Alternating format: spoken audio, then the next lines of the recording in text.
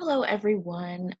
This is the first video in our series for completing the FAFSA and hopefully making it a little more understandable for students and families.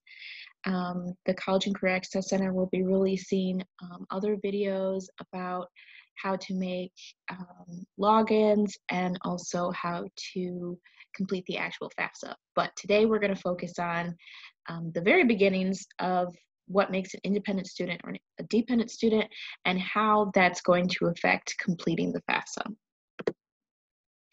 So the first thing we need to know is what the difference is between who's considered a dependent student and who's considered an independent student. So an independent student is anyone who meets the following statuses. McKinney-Vento students, which is classified as students who are homeless or self-supporting, in a legal guardianship, so you're not necessarily adopted, but you are living with someone who is not your biological parents, and you have gone through a court system to make them your legal guardian. If you're in foster care, if you're an active member of the military, if you're supporting a child. So this also goes for students who are maybe pregnant with their first child and will have a child during the year that is on the FAFSA. So if the year that you're going to school is 2021 and you're doing the 2020-2021 FAFSA and you're pregnant during that time, that counts as supporting a child. If you're married, if you are an emancipated minor, which means that you have gone through the court system to declare yourself no longer in custody of a parent.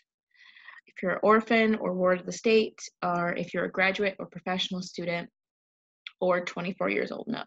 So for graduate or professional students, what we mean by that is that if you, say, went to undergrad and at 18 and graduated at 22, and then you applied to graduate school and planned on going when you're 22, you can still complete the FAFSA as an independent student because you are going to graduate school, even if you're not necessarily 24 years old or haven't hit any of the other criteria above. So dependent students basically are the exact opposite. They are students who live with a parent or adoptive parent, and you don't fit any of the criteria for independent students.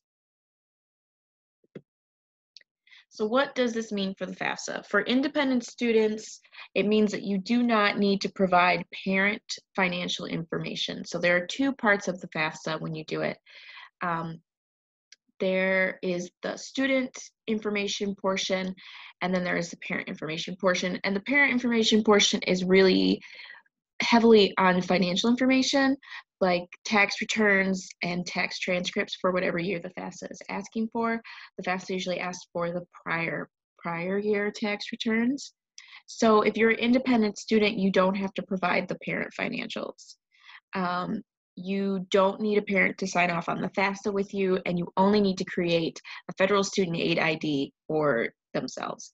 And you have to create a federal student aid ID in order to complete the FAFSA. So for dependent students, you will need a parent's financial information. You will need a parent to sign off on the FAFSA, and you must create an FSA ID for yourself and one of your parents. So even if you live with both of your parents, you're going to create an FSA ID for at least one of them. If you have older siblings who have already gone to college and done the FAFSA, your parent can use the FSA ID that they previously made. So what you need to complete the FAFSA, you will need a correct social security number in order to create the FSA ID, which again is the FAFSA login. Independent students and dependent students will need this. Valid email address for the FSA ID, again, independent and dependent students also need this. Valid phone number for the FSA ID, independent and dependent students will both need this. And tax returns or tax transcripts for the parent, if filed, for dependent students, and tax returns or tax transcripts for the student, if filed, for independent and dependent students. So if you're independent, it's pretty self-explanatory. You don't need a parent's financials, so the only financials that the FAFSA would, or colleges would look at, is yours. If you didn't do taxes for that year because you just didn't work, that's fine. But dependent students will also be asked to put in any tax information. And again, if you didn't file taxes, that's fine. If you have a parent who is benefiting from disability or Social Security and did not file taxes, there are certain questions that will verify that for parents, so it's okay if they did not file. And I will say, for going back, for independent students and dependent students, the FAFSA will ask you the following questions. So they'll ask you if you're self-supporting or if you're in a legal guardianship or in foster care. So it's not something that you necessarily have to for yourself. The FAFSA will ask you those specific questions in order to find out your status. So here's something that we want to note. If a student completes the FAFSA as an independent student, they will need to provide documentation of this status to their chosen college. So the way the FAFSA works is that your financial information and your personal information will get sent to whatever college you list on the FAFSA, and you can list up to 10 colleges. That college receives that financial information, and then they will make a financial aid package for you. So if colleges didn't verify what student was independent, then all students would declare themselves independent and basically ensure more grants and a higher number of loans that they're available to take out. So colleges have to verify that you actually meet this status. So if you say that you're homeless or self-supporting on the FAFSA, they want you to prove it. So the way that you can do that is through these types of documentation. So a confirmation of the McKinney-Vento status by a high school homeless liaison. This is typically your principal or your counselor, and it usually comes in the form of a letter to the college saying that they essentially back you up and what you're saying is correct. So court paperwork from a legal guardianship or emancipation. So if you have gone through a legal guardianship or are emancipated, you would have gone to the courts for that. So they just want a copy of that legal documentation. And then verification work issued by the college, which confirms independent status.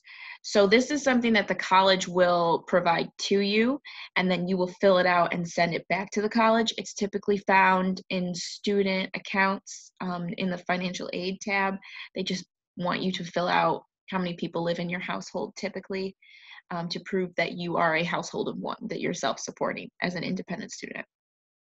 So independent students who did not file taxes and parents of dependent students who did not file taxes will also need to complete verification paperwork for non-filers issued by the college. And this is different than the verification I talked about up here. This would be independent status verification. What I'm talking about down here is actually called income verification. And so if a student is independent and they did not file taxes, they would just fill out the worksheet that says, did not file for whatever year they're asking for. And the same would be for the parent. If the parent, like I said earlier, was receiving disability or Social Security benefits that you did not file taxes for or do not necessarily need to report on the FAFSA, they would just fill out this paperwork and say, I did not file taxes for whatever year the FAFSA was asking for, and turn it back into the school. So if you need any help with any of these things, remember to keep the College and Career Access Center in mind. We are located in the Jackson Crossing Mall in Jackson, Michigan. We're in the same wing as Target. We're open Monday through Thursday, 10 a.m. to 6 p.m., and Friday and Saturday, 12 p.m. to 5 p.m. Our phone number is 517-990-0671. Our services are completely free, so if you would like to come in and get help with the FAFSA, you can absolutely do that. You can call and make an appointment, but walk-ins are welcome. And all of the information that I used today came from the Federal Student Aid website on dependency status. I will say, whenever you're doing the FAFSA, make sure that you use the Federal Student Aid website to complete that. There are some fake websites out there that will charge you money to complete the FAFSA, and the FAFSA stands for free application for federal student aid. So if it's asking you for money, you're on the wrong website. A good way to find out if you're on the right website is just to make sure that it says .gov. Okay, so the next video in our series will show you how to create an FSA ID, which is a FAFSA login. And then the video after that will take you through the entire FAFSA step by step. Good luck.